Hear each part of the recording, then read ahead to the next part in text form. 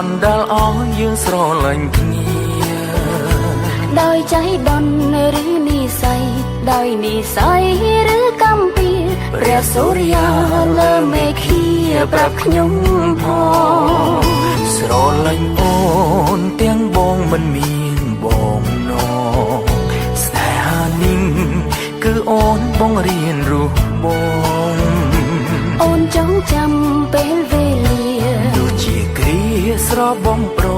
អូននឹងបងបានចងក្រងព្រៃស្នេហាពិនរឿងក្រុមយ៉ាងគឺជាវាសនា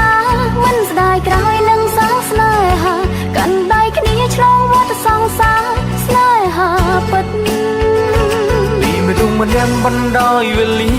បងខ្លាចជាមនុស្សម្នាក់ចេះកិនស្នេហាពិនស្គាល់ជីវិតពេលស្គាល់រូបអូនអរគុណប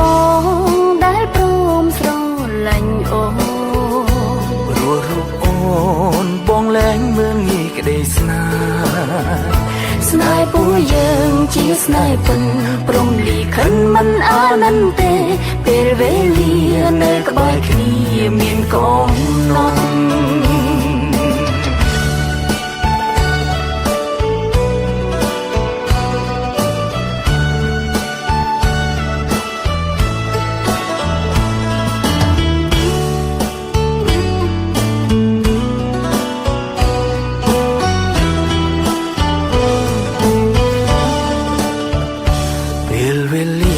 បណ្ដាលឲ្យយើងបានជួ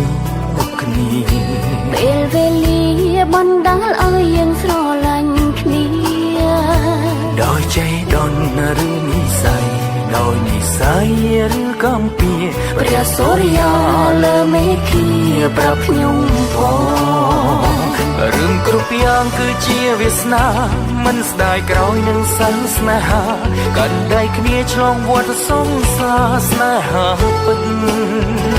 ពីមនុស្សម្នាក់ដែលអស់សង្ឃឹមខំញញឹមរកនៃជីវិតស្នេហាពិត